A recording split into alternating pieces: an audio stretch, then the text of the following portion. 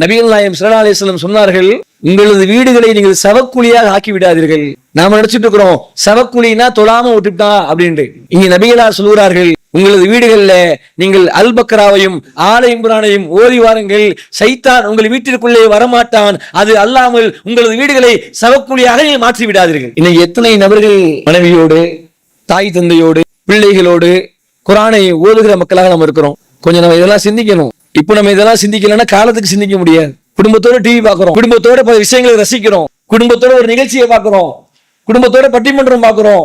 1 மணி நேரம் ஓடுது, 2 மணி நேரம் ஓடுது, இடையில டீ காஃபி வருது, எல்லாம் மகிழ்ச்சியா சிரிச்சு பார்த்து ரசிக்கிறோம், என்ஜாய் பண்றோம். நமது வீடுகளில் எத்தனை நாட்கள் குர்ஆனை எடுத்து வச்சுட்டு மனைவி, அம்மா நீ கொஞ்ச நேரம் உட்காரு, பையனை கூப்பிட்டு நீனும் உட்காருப்பா, எங்க 2 வசனத்தை ஓத கேட்போம். இது ஓதி கேட்பதற்கு ஏதோ கட்டுக்கதை இல்ல, பட்டிமன்றத்துடைய வசனங்கள் கிடையாது. மாறாக அல்லாஹ்வுடைய வார்த்தைகள் என்கிற எண்ணம் நமக்கு இருந்திருந்தால் நாம் ஓதி இருப்போம். நம்மள பலரும் இது அல்லாஹ்வுடைய வார்த்தைன்னு இன்னும் முழுசா நம்பலங்கிற அல்லாஹ் குர்ஆன்ல.